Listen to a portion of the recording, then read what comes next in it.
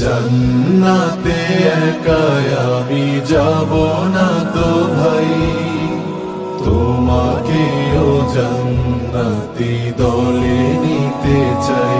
নাহমাদু ওয়া নুসাল্লি আলা রাসূলিহিল কারীম, আম্মা বাদ। আউযু বিল্লাহি মিনাশ শাইতানির রাজীম। বিসমিল্লাহির রহমানির রহিম।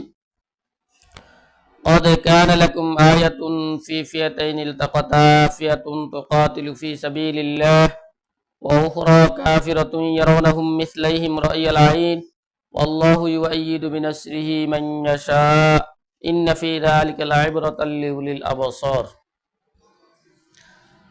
আজকে আমাদের আলোচনার বিষয় হইল সূরা আলে ইমরানের 13 নম্বর আয়াত। সূরা আলে ইমরানের এই 13 নম্বর আয়াত হইল বদর যুদ্ধের প্রেক্ষাপট নিয়ে। আল্লাহ তাআলা আয়াতের মধ্যে আমাদেরকে জানাইতেছেন, অবশ্যই যুদ্ধে লিপ্ত হওয়া দুই দলের মধ্যে তোমাদের জন্য নিদর্শন রয়েছে। এই দুই দলের এক দল যুদ্ধ করেছে আল্লাহর পথে, আরেক দল হইল কাফির। তারা আল্লাহর পথে যারা যুদ্ধ করছে তাদেরকে নিজেদের দ্বিগুণ দেখেছে। আল্লাহ যাকে ইচ্ছা সাহায্য করে, শক্তিশালী করেন। নিশ্চয় এর মধ্যে চক্ষুষ্মানদের জন্য শিক্ষা রয়েছে। বদর যুদ্ধ মূলত হিজরির 17 রমজানে সংঘটিত হয়েছিল। তো সে বদর যুদ্ধ সম্পর্কে উপসংহার হিসাবে বলা যায়, আল্লাহ তাআলা এই আয়াতটা বিশ্ববাসীর জন্য কোরআন মাজিদের মধ্যে রেখে দিয়েছেন। এই জন্য আমরা একটু পর্যালোচনা করি।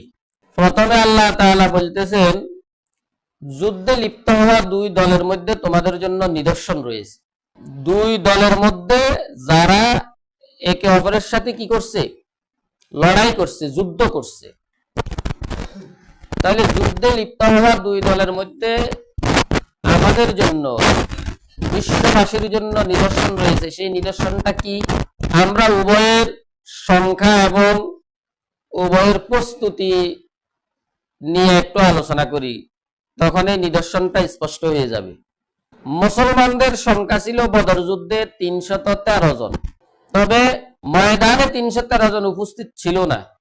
আমিরের অনুমতিক্রমে, রাসূলুল্লাহ সাল্লাল্লাহু আলাইহি সাল্লামের নির্দেশ ক্রমে অন্য দায়িত্বেও ছিলেন। বিশুদ্ধ বর্ণনা অনুযায়ী ময়দানে 308 জন উপস্থিত ছিল। যেমন বদর যুদ্ধের সাহাবীদের নামের তালিকার মধ্যে হযরত ওসমান রাদিয়াল্লাহু তাআলা আনহুর নামও আছে।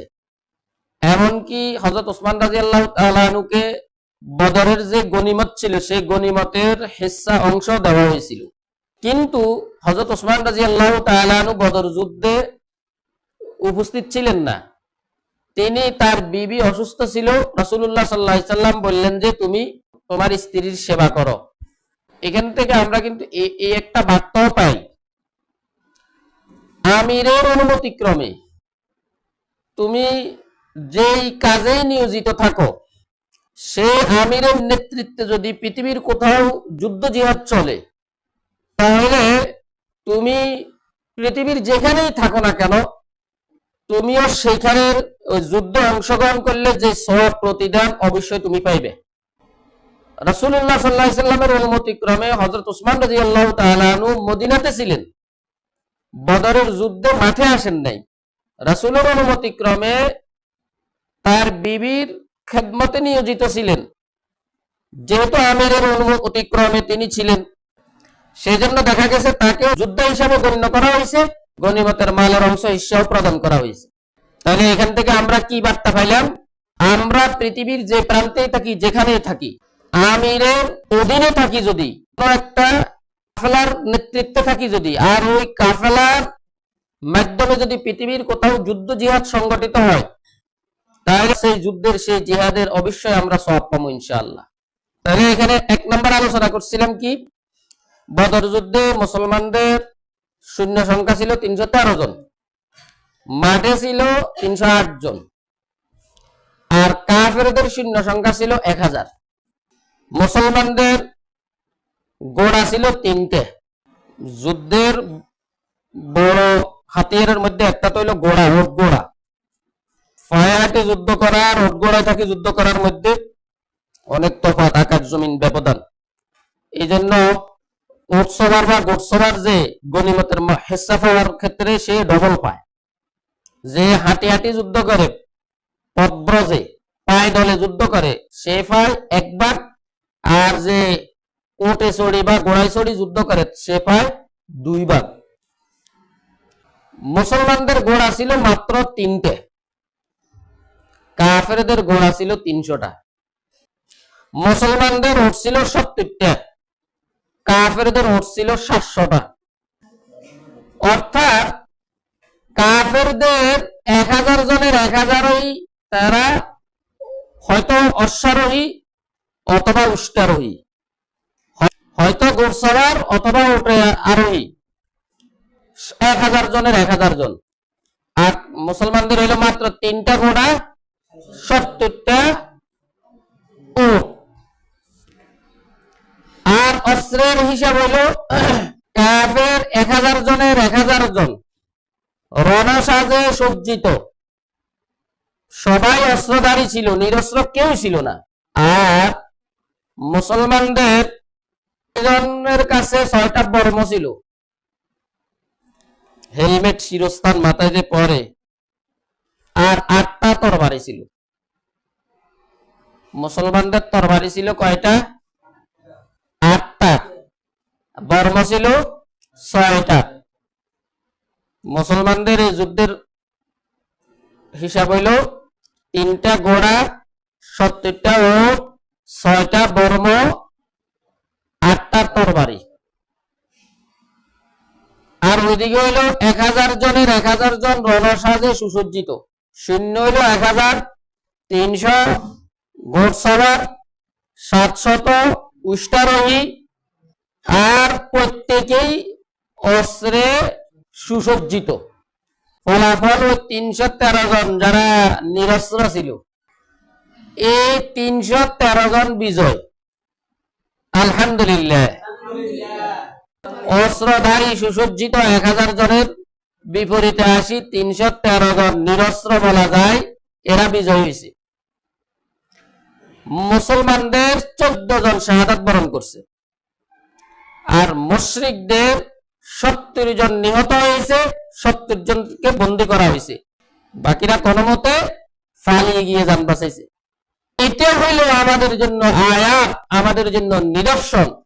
অবিশ্বাস্য হইল সত্য, এই জন্য কিয়ামত পর্যন্ত সকল মানুষকে জানাই দেওয়ার জন্য আল্লাহ তাআলা সে বদর যুদ্ধের আলোচনাটা কোরআনের মধ্যে নিয়ে আসছে। কোরআনের মধ্যে কিন্তু সব যুদ্ধের আলোচনা নাই। বদর, উহুদ প্রসিদ্ধ কয়েকটার কথা আসছে, সব যুদ্ধের আলোচনা আনে নাই। তো ইসলামের প্রথম যুদ্ধ বদর যুদ্ধের ইতিহাস হলো এটা।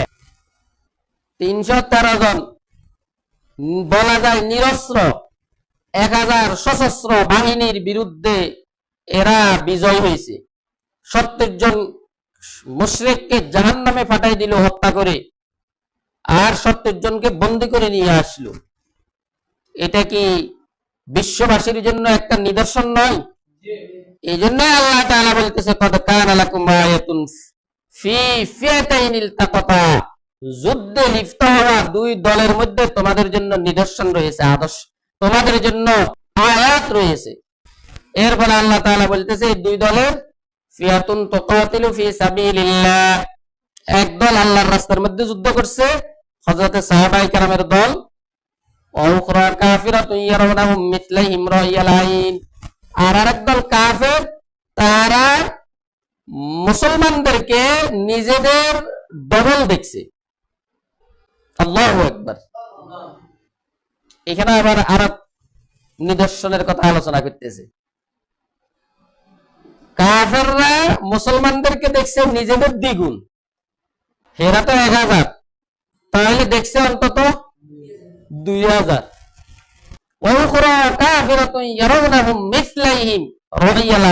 কাফের দল নিজেদের চোখে তাদের দ্বিগুণ দেখছে মুসলমান অন্যদেরকে। আল্লাহ তাআলা কিভাবে সাহায্য করছে দেখছনি এই আয়াত। ওরা হলো 313 জন, এদেরকে দেখে 2000 জন।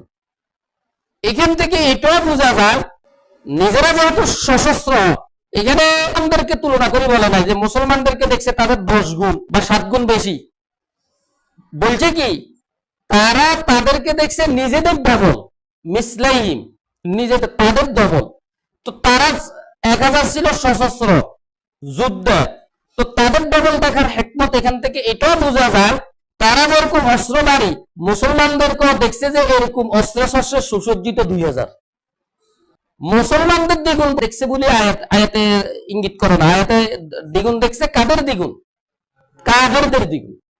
ওখরা কাফেরা তো ইয়ারানাহুম মিসলাইহিম রায়ালাইহিম, তো তাদের দ্বিগুণ দেখছে মানে তারা যেরকম সুসজ্জিত তাদের মতো এরকম অস্ত্র শস্ত্রে সুসজ্জিত 2000 মুসলমানদেরকে দেখছে।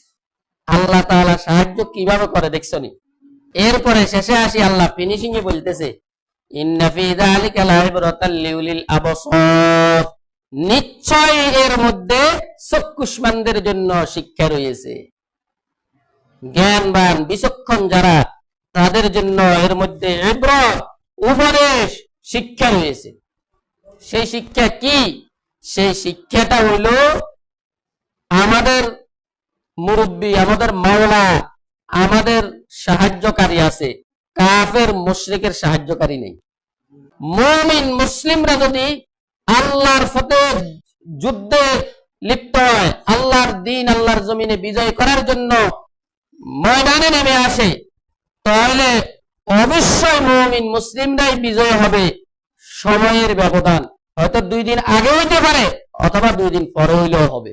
মুসলমানদের জন্য বিজয় অবধারিত এবং মুসলমানদের জন্য সাহায্যকারী আছেন, কাফেরদের জন্য কোনো সাহায্যকারী নাই। এটা সূরা মুহাম্মদের মধ্যে আল্লাহ তাআলা জানাই দিয়েছে, ওয়ালাউ কাতালাকুমুল্লাযীনা কাফারু, যদি তোমাদের সাথে কাফেররা যুদ্ধ করে, লাবাল্লাবুল আদবার, তারা পৃষ্ঠ প্রদর্শন করবে, তারা পলায়ন করবে। সুম্মা লা ইয়াজিদুনা ওয়ালিজ্জান ওয়ালা নাসীরা, অতঃপর তারা কোনো ওলি, অভিভাবক এবং সাহায্যকারী পাবে না। আজকে আমরা বাস্তবে কোরআনটাকে না বুঝার কারণে আমরা দ্বীনের বহু ফরিজা আদায় করার ব্যাপারে হীনমন্যতায় ভুগতেছি, কুফরি শাসনের অধীনে পড়ে থাকতে পছন্দ করি, এরপরও এর বিপক্ষে সোচ্চার হওয়ার জন্য একটু আমাদের আগ্রহ সৃষ্টি হয় না, ওই কোরআন না বুঝার কারণে। কোরআন আল্লাহ জানাই দিছে সব। আল্লাহ বলে যে বিজয়, অন্য আয়াতে বলতেছে বিজয় আমি এবং আমার নবী হব, এটা আমি ফরজ করে নিয়েছি, লিখে নিয়েছি মানে ফরজ। কাতাবাল্লাহু লাআগলিবান্না আনা ওয়া রাসূলি, আল্লাহ বলতেছে আল্লাহ লিখে নিয়েছেন মানে ফরজ, এটা অবধারিত। ওই কুতিবা আলাইকুমুস কিতাল ফরজ, জিহাদ ফরজ, কুতিবা আলাইকুমুস সিয়াম ফরজ, রোজা কেতাব। আল্লাহ যদি কোনো কিছু লিখে নেয় এটা ফরজ। তো কাতাবাল্লাহু লাআগলিবান্না আনা ওয়া রাসূলি, আল্লাহ বলে যে আল্লাহ লিখে নিয়েছেন, অবধারিত, এটাই চূড়ান্ত বিজয় আমি এবং আমার রাসূল হবে। অবশ্য বিজয় আমি হব এবং আমার রাসূল হবে।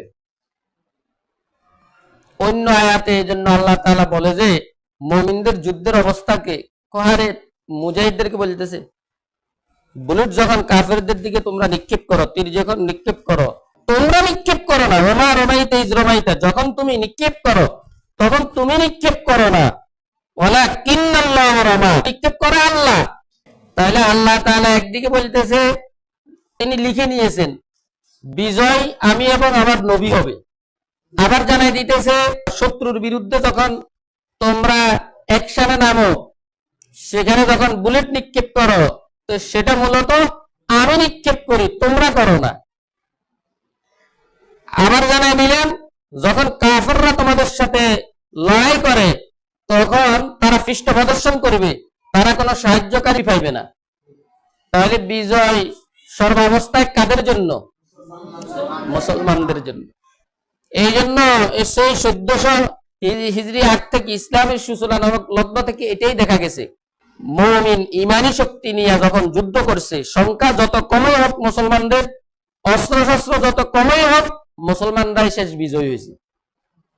হাল জামানে দেখো আফগানিস্তানে সারা পৃথিবীর সুপার পাওয়ার আমেরিকা ন্যাটো সহ সারা পৃথিবীর 39টা রাষ্ট্রকে একসাথে নিয়ে আসি আফগানের পাহাড়ি মোল্লাদের সাথে যুদ্ধে লিপ্ত হয়েছে। সর্বশেষ বিজয় কারা হয়েছে? আল্লাহর জমিনে আল্লাহর সিংহরাই বিজয় হয়েছে, তালেবানরা বিজয় হয়েছে। সেখানে এখন শরীর শাসন প্রতিষ্ঠা হয়েছে। আল্লাহর জমিনে আল্লাহর আইন সেখানে বাস্তবায়িত হইতেছে। অথচ এদের কাছে হালকা পাতলা কিছু অস্ত্র ছিল, ভারী কোনো অস্ত্র ছিল না, শক্তিশালী পাওয়ারফুল কোন ক্ষেপণাস্ত্র ছিল না, বিমান বিধ্বংসী কোন ক্ষেপণাস্ত্র ছিল না। ধরা বিজয় হয়েছে কে? আফগানিস্তান। মূলত কার সাহায্যে? এটা পরিষ্কার বোঝা যায় যে এখনো কেউ যদি আল্লাহর উপর তাওয়াক্কুল করি, যুদ্ধে নামে আল্লাহর জমিন আল্লাহর দিন প্রতিষ্ঠা করার জন্য, অবশ্যই আল্লাহ তাআলা তাকে সাহায্য করবে এবং সেই বিজয় হবে। সেই মুমিন মুসলিমরাই এসে আসি বিজয় অর্জন করবে, বিজয়ের হাসি হাসবে। এই যে আমেরিকার টুইন টাওয়ারে 2001 সালে হামলা হইল ওসামা বিন লাদেন রহিমাহুল্লাহ নেতৃত্বে, আমেরিকার 4টা বিমান দিয়ে 3টা বিমান লক্ষ্যবস্তুতে মোটামুটি পৌঁছতে পারছে, একটা পৌঁছতে পারে নাই। আমেরিকার টুইন টাওয়ার 2টা, একটা হলো ওয়ার্ল্ড ট্রেড সেন্টার বিশ্ব বাণিজ্য কেন্দ্র, আর একটা হলো পেন্টাগন তাদের সামরিক সদর দপ্তর। আচ্ছা, একটা বিমান কত বড়? এগুলা তো একটা ছিল 110 তালা আর একটা 109 তালা। যে বিল্ডিং যত বড় হয় সেই বিল্ডিং এর আয়তনও তত বড়। বিশাল এলাকা নিয়ে এক বিল্ডিং। দেখতেও 2টা লাগে যে দূর থেকে দেখা যায় কাছাকাছি, একটা থেকে একটাও অনেক দূর, কয়েক কিলোমিটারের ব্যবধান। ওই উঁচু হওয়ার কারণে, বড় হওয়ার কারণে কাছাকাছি দেখা যাইতেছে। একটা বিমানের মধ্যে কি পরিমাণ ফুয়েল থাকে, তেল থাকে, অকটেন থাকে।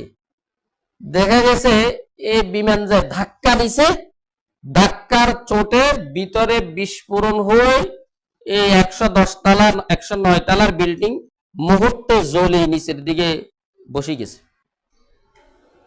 আসলে বিস্ফোরণ ঘটাইছে আল্লাহ। মূলত ওই ওমা রমাইতা ইজ রমাইতা ওয়ালাকিন্নাল্লাহ রমা, যখন তুমি বুলেট নিক্ষেপ করো, তুমি করো না, আমি করি। যে তিনটা একটু চেষ্টা করছে কাফেরদের অহংকারকে ধূলিসাৎ করার জন্য। এই কাফেররা অর্থের কারণে, সামরিক শক্তির কারণে তো সারা দুনিয়ায় মুসলমানদেরকে নির্যাতন করতেছে, মুসলমানদের উপর নিষ্পেষণ চালাইতেছে, জুলুম করতেছে। এই জন্য তাদের এই অর্থনৈতিক বাণিজ্যিক সেন্টারে আঘাত করার মাধ্যমে তাদের অর্থনৈতিক ধ্বংস করা, সামরিক ভাবে তাদেরকে দুর্বল করা, এটাই ছিল মুজাহিদদের লক্ষ্য। আল্লাহ তাআলা অভিযান সফল করে দেখাই দিলেন। এই গজওয়ার নাম গজওয়াতুল ম্যানহাটন। সেই গজওয়াতুল ম্যানহাটনে মাত্র 19 জন মুজাহিদ অংশগ্রহণ করছে। 19 জন মুজাহিদে এই 2টা ভবনকে মাটির সাথে মিশাই দিল। নিজেদের জীবন উৎসর্গ করার মাধ্যমে 19 জন মুজাহিদে এই 2টা ভবন, সেখানে আমেরিকার বড় বড় সামরিক প্রায় 121 জন বড় বড় সিভিলিয়ান, তারা উচ্চ পদস্থ কর্মকর্তাকে হত্যা করছে।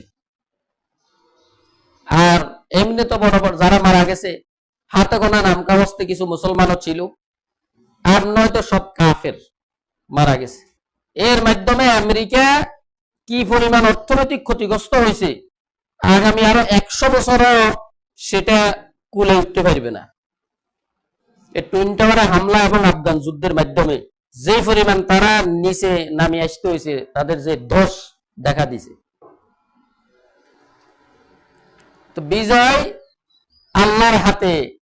আমাদের কাজ হইল আল্লাহর হুকুম বাস্তবায়ন করার জন্য আল্লাহর উপর তাওয়াক্কুল করে, ভরসা করে ময়দানে নেমে আসা। সাহায্য করবে কে? আল্লাহ। বিজয় দান করবে কে? আল্লাহ। এবং আল্লাহর ঘোষণা, বিজয় হবে মুমিনরা। কাতাবাল্লাহু লা ইয়াগলিবান্না আনা ওয়া রাসূলি। আল্লাহ বলে যে আল্লাহ অবধারিত করে নিছে বিজয় আমি এবং আমার রাসূলই হব। আলহামদুলিল্লাহ, পুরা রমজানের মধ্যে সুসংবাদ এসে যাবে, সোমালিয়া বিজয় হয়ে যেতেছে। আল্লাহর সিংহরা সেখানে এই রোজা রেখে সেখানে যুদ্ধে লিপ্ত আছে কাফেরদের সাথে।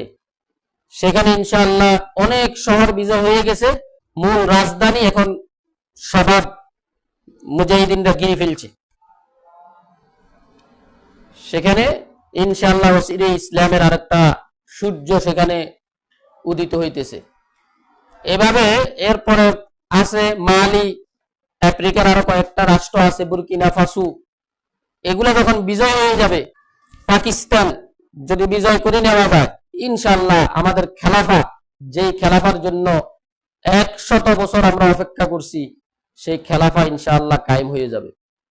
সারা পৃথিবীতে আজকে খেলাফা কায়েম না থাকার কারণে মুসলমান নির্যাতিত হয়, তার কোনো বিচার হয় না, মুসলমানকে হত্যা করা হয়, কচু কাটা করা হয়, মুসলিম জাতি হওয়ার অপরাধে সমূলে নির্মূল করা হয়, এটার জন্য কোনো বিচার নাই।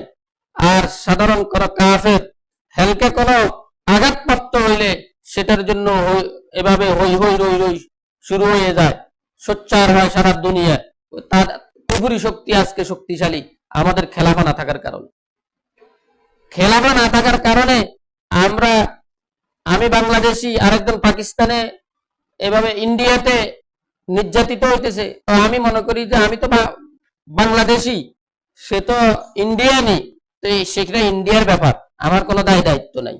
খেলাফা থাকলে সারা বিশ্বের সকল মুসলমানদের অভিভাবকত্ব খেলাফা গ্রহণ করত, খলিফাতুল মুসলিমিন গ্রহণ করত, তাদের এটা রক্ষণাবেক্ষণের দায়ভার তিনি নিতেন। তো ইনশাআল্লাহ অচিরেই বিজয় ইনশাআল্লাহ হয়ে যাবে, খেলাফা কায়েম হবে। তো আমাদের দায়িত্ব যেটা, আমরা অন্তত প্রথম অবস্থায় তাদের জন্য রোজা রেখে, তেলাওয়াত করে, বিভিন্ন আমল করে, নামাজ পড়ে, সেই আল্লাহর সিংহদের জন্য একটু দোয়া করা, সাথে সাথে আগামী দিনের জিহাদ ফি সাবিলিল্লাহর জন্য আমরাও তৈরি গ্রহণ করা, আমরাও প্রস্তুতি হওয়া, মানসিক তৈরি, মাসালাগত ভাবে তৈরি এবং শারীরিক ভাবে তৈরি, নিজের প্রজন্মকে তৈরি, নিজের বন্ধু বান্ধব অন্যদেরকে তৈরি করা। গণতন্ত্র নিয়ে ইসলাম কায়েম হবে না, ওই কয় যে সুশেষ ছিদ্র দি ও যাওয়া যেরকম অসম্ভব, গণতন্ত্র দিয়ে ইসলাম কায়েম করা অসম্ভব। 100 বছরের ইতিহাসের মধ্যে এরকম কোন নজির নেই গণতন্ত্র দ্বারা ইসলাম প্রতিষ্ঠিত হয়েছে। সুতরাং আমাদের যে সকল ভাইরা গণতন্ত্রের পিছনে এখনো আছে, এটা তারা ভুলের মধ্যে আছে, এখনো এই বাস্তবতা বুঝতেছে না। এই জন্য মূল যেভাবে ইসলাম প্রতিষ্ঠা হবে, শরিয়া কায়েম হবে আল্লাহর জমিনে, সেটা হলো এই যুগে আমাদেরকে সবক দেখাই দিয়েছেন, আফগানিরা দেখাই দিয়েছেন, সোমালিয়ার বীর মুজাহিদিনরা দেখাই দিতেছেন। সিরিয়াত কিছুদিন আগে বিপ্লব হয়েছে, বাংলাদেশের পরে, বাংলাদেশে 5 আগস্ট বলা হয় বিপ্লব হয়েছে, কিন্তু এখানে বিপ্লব হওয়ার পরে এখানে আমূল কোনো পরিবর্তন করা যায় না, এখানে কোনো ধরনের পরিবর্তন করা যাইতেছে, আগের সংবিধানও রয়ে গেছে, আগের রাষ্ট্রপতি থেকে পর্যন্ত এখনো সরানো যায় না, যেহেতু এটা সশস্ত্র বিপ্লব ছিল না, এমনি অনেক মানুষের গণ অভ্যুত্থান হয়েছে। অস্ত্র ছাড়া কখনো বিপ্লব সংগঠিত হয় না, পূর্বের সংবিধানকে বাতিল করা সম্ভব হয় না। সিরিয়াতে যেহেতু অস্ত্রের মাধ্যমে বিপ্লব হয়েছে, বিশাল অংশ ছিলেন এরা মুজাহিদিন কেরাম, সাধারণ মানুষকে সহ নিয়ে জোটবদ্ধ হইয়া সেখানেও বিপ্লব হয়েছে, যার কারণে সেখানে দেখা গেছে আগের সংবিধানকে এখন বিলুপ্তি ঘোষণা করছে, আগের পুলিশ প্রশাসনকে বিলুপ্তি ঘোষণা করছে, সেনাবাহিনীকে বিলুপ্তি ঘোষণা করছে। যারা সশস্ত্র তারাই এখন পুরা সিরিয়ার নেতৃত্ব নিয়ে আনিছে, এখন সেখানে ইনশাআল্লাহ শরীর শাসন প্রতিষ্ঠা হবে, ঘোষণা দিয়ে দিছে। তাহলে সামরিক শক্তি ছাড়া কখনো কি হয় না, আল্লাহর জমিনে আল্লাহর আইন কায়েম করা এটা সম্ভব হবে না, এর নজির নাই। যদি এটা সম্ভব হতো তাহলে তো আল্লাহ তাআলা জিহাদ ফরজ করতেন না, দাওয়াতের মাধ্যমে যদি শুধু দিন প্রতিষ্ঠা হয়ে যেত, তাহলে আল্লাহ তাআলা জিহাদ ফরজ করার কোনো কি ছিল না, প্রয়োজন ছিল না। রাসূলুল্লাহ সাল্লাল্লাহু আলাইহি ওয়াসাল্লাম মক্কা ছেড়ে মদিনায় যাওয়ার প্রয়োজনীয়তা হতো না। কথা বোঝা আসছে? এই জন্য মানসিকভাবে প্রস্তুতি গ্রহণ করতে হবে, শারীরিকভাবে প্রস্তুতি গ্রহণ করতে হবে। আর কিছু না করতে পারি, রমাদানে এখন রোজা আছি, বেশি বেশি পৃথিবীর যে সকল প্রান্তে প্রান্তে আল্লাহর সিংহরা আল্লাহর দিন প্রতিষ্ঠার জন্য লড়াই করতেছে, লড়াইরত আছে, তাদের জন্য দোয়া করা, আল্লাহ আপনি তাদেরকে সাহায্য করেন, আল্লাহ আপনি তাদেরকে বিজয় দান করেন, তাদের কদমকে জমাই দেন। এভাবে আল্লাহর কাছে বেশি বেশি দোয়া করা। আল্লাহ তাআলা আমাদেরকে তৌফিক দান করুন।